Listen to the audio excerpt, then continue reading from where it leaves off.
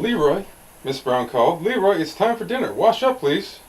Encyclopedia put down the book he was reading, 6 Ways to Reach the Moon on a Budget. In the bathroom, he gave his face a lick and a promise. When he got to the table, his father looked at him in a strange way. Do you know Bobby Tyler? Chief Brown asked his only child. Sure, said Encyclopedia. He was in my homeroom last year. Did anything happen to him, Dad? He's missing, said Chief Brown. You mean he ran away from home? Chief Brown shook his head. Encyclopedia gasped. Mrs. Brown stopped in the kitchen doorway, her eyes wide open. Kidnapped? Mother and son asked together. It looks that way, answered Chief Brown. Do you know who took Bobby? Asked Mrs. Brown. Yes, Izzy the Balloon Man. Izzy? Cried Encyclopedia. No, Dad, Izzy couldn't do anything so terrible. What do you know about Izzy? Asked Chief Brown gently. Do you know what kind of man he really is? Do you even know where he lives? I know he loves children, insisted Encyclopedia. Otherwise he wouldn't do what he does for a living. He has an old truck and sells ice cream, candy, and soda, mostly children, Chief Brown explained to his wife. Why is he called the Balloon Man? She asked. If you buy more than 15 cents worth of candy or anything, he gives you a green and pink balloon free, answered Encyclopedia. I guess Izzy got tired of blowing up balloons, said Chief Brown quietly. Bobby's father is wealthy, so is he? I don't believe it, exclaimed Encyclopedia. You ought to see Izzy stick the end of a balloon in his mouth and huff and puff like a steam engine until it's blown up. He always makes funny faces so the kids will laugh. All right, son, said Chief Brown. I'll accept 3 facts. 1. Izzy is a funny fellow who always blows up balloons with his mouth for laughs. 2.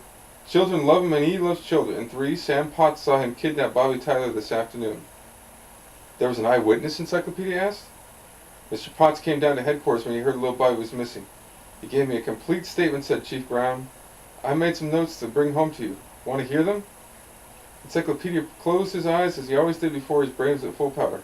Go ahead, Dad. Chief Brown took his notebook from his breast pocket. He looked it over for a moment. Then he repeated what Mr. Potts had told him. This morning Izzy made a stop near Bobby Tyler's house and drove off, or so it appeared, Chief Brown began. Later, Sam Potts and Reverend Bevan were in Sam's backyard, which is right behind the Tyler's walled backyard. Sam saw a green and pink balloon, the kind Izzy always gives away, rise into his oak tree, continued Chief Brown. The balloon stuck high among the branches. Because there was no breeze to blow the balloon loose, Sam got a ladder and climbed into the tree. Chief Brown paused as he turned a page over in the notebook. He went on. From up in the tree, Sam could see the Tyler's 12-foot wall. Sam says that as he freed the balloon, he looked down into the Tyler's yard. He saw Izzy put Bobby into his truck and drive off. Sam told Reverend Bevan what he had just seen. Both men took it for granted that Bobby's mother had said he could go for a ride in Izzy's truck. Later, when the Reverend learned that Bobby was missing, he advised Sam Potts to see me. Chief Brown closed his notebook. An hour after Sam Potts had told me what he had seen, Bobby's father telephoned. He had received a note. He said he must pay $60,000 or never see Bobby again. He would learn where to leave the money tomorrow. Chief Brown stopped talking. Both he and Mrs. Brown looked at Encyclopedia. Idaville's ace detective kept his eyes closed in thought long after his father had finished talking. At last he opened his eyes. He asked 2 questions. It seldom took more than 2 to solve a mystery when his father gave him the facts. How does Mr. Potts earn his living? Asked first. His father frowned. Why, I don't know. He's only been in Idaville 2 months. He doesn't own the house behind the Tylers. He just rents it. The Encyclopedia's second question was, did Reverend Bevan see the balloon fly into the tree? No, said his father, but Sam Potts did, and the Reverend saw it stuck in the branches. What difference does a balloon make? It solves the case, answered the Encyclopedia. Do you know where Bobby is? Asked his mother anxiously. Is he unhurt? I don't know that, Mom, said Encyclopedia, realizing that he had spoken too quickly. But I know who kidnapped Bobby. We already know that, Chief Brown pointed out. It was Izzy the Balloon Man. No, Izzy has probably been kidnapped too, said Encyclopedia.